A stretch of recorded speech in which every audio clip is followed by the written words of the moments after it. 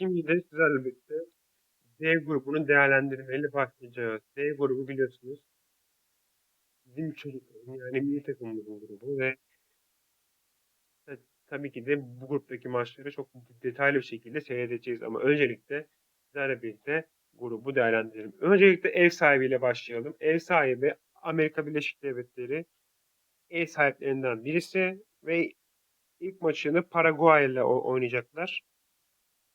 Amerika Birleşik Devletleri elemeler oynamadı. Hazırlık maçlarını yaptılar ki biz de Amerika ile bir hazırlık maçı yapmıştık. 2-1 kazanmıştık.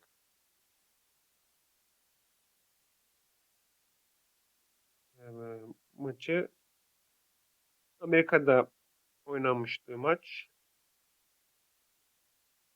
Şimdi de New York Bas'ta karşılaşacağız.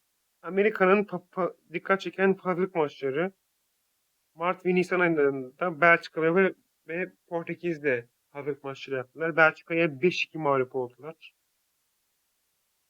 Portekiz'e de 2-0 mağlup oldular.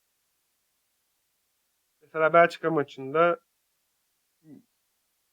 Christian Pulisic, Malik Tillman, Balogun gibi isimler şans buldular. Teknik direktörlüğünü Pochettino yapıyor. En dikkat çeken oyuncu da Milan forması giyen Christian Pulisic ve Juventus forması giyen Winston McKennie.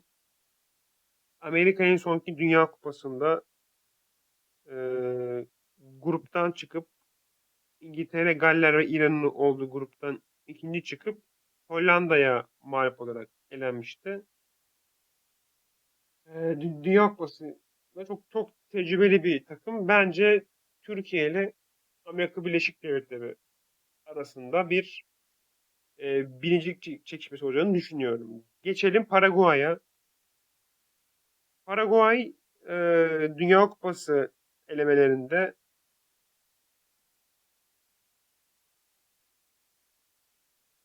6. olarak gidildiler. Son anda gidebildiler. Dünya Kupası elemelerinde en dikkat çeken maçları Arjantin'in 2-1 yendikleri maç kendi sahalarında. En dikkat çeken oyuncuları da bence Brighton, Ipswich Town ve Strasbourg formaları giyen Julio Enciso. Bir zamanlar Newcastle'da oynayan, şu an MLS'te oynayan Miguel Almiron ve santraforları Antonio Sanabria. Şu an Cremonese forması giyiyor. En dikkat çeken oyuncuları onlar. Genelde 4-4-2 dizi için tercih eden bir takım Paraguay. Ee, Dünya Kupası'na katılmayanlar çok oluyor tabii onlar için. En son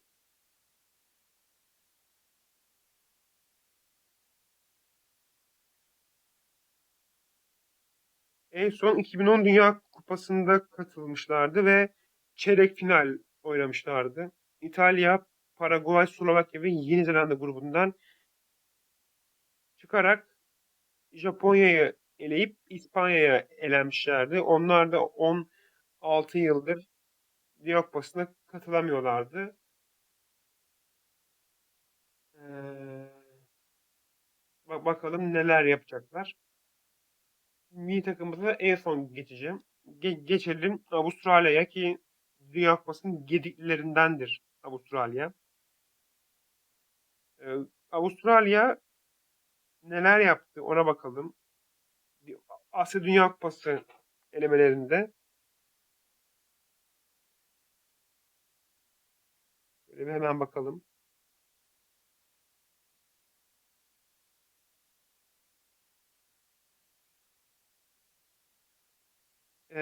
İlk turda Filistin, Lübnan ve Bangladeş'in olduğu gruptan 6'da 6 yaparak ve hiç gol yemeyerek çıktılar. İkinci turda da Japonya'nın ardından ikinci sırada çıkarak Dünya Kupası'na direkt gittiler ki grupta Japonya, Avustralya ve Suudi Arabistan gibi ülkeler vardı. Bu gruptan ikinci sırada çıkarak Dünya Kupası'na katılmaya hak kazandılar. Gelelim en dikkat çeken oyuncularına ve en dikkat çeken maçlarına. Japonya'yı 1-0 yendikleri maç belki de elemelerde en dikkat çeken maçı oldu.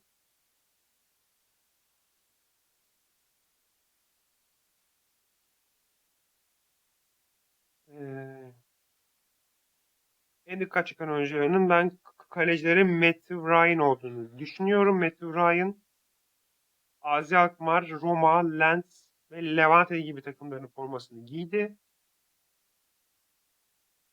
Ve santraforları da VC Wanderers forması giyen Brandon Borello santraforları.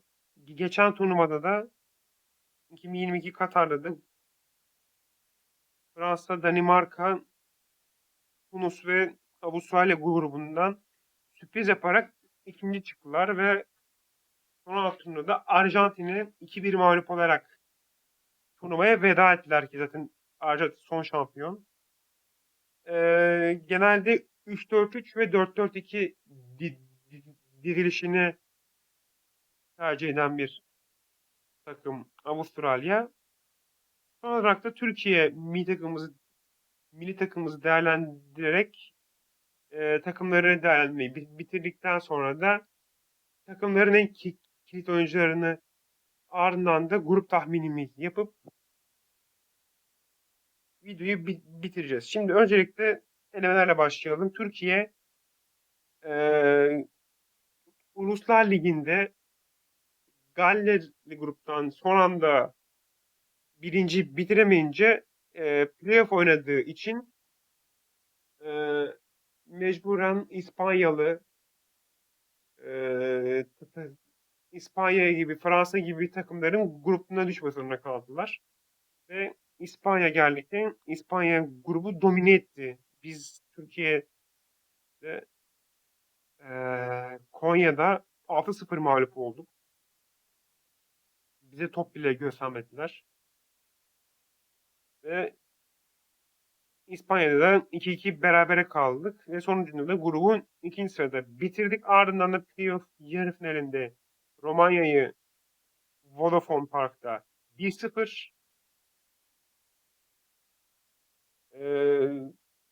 Kosova'nın sahasında da Kosova'yı yine 1-0 yenerek Kerem Aktürkoğlu'nun golüyle yenerek grupları playoff'ları geçip gruplara kaldık. Ee, En dikkat çeken oyuncu bence tabii ki de Arda Güler, Kenan Yıldız ve sağda forumumuz Kerem Aktürkoğlu ve kalecimiz Uğurcan Çakır. Gelelim en dikkat çeken oyunculara ve grup tahminlerine. Her takımdan birer oyuncu söyleyeceğim. Amerika Birleşik Devletleri'nde bence kesinlikle Christian Pulisic en kilit oyuncu. Paraguay'da her ne kadar performansı düşse ve MLS'e transfer yapsa da bence Miguel Almiron en etkili oyuncularından birisi. Avustralya ile alakalı valla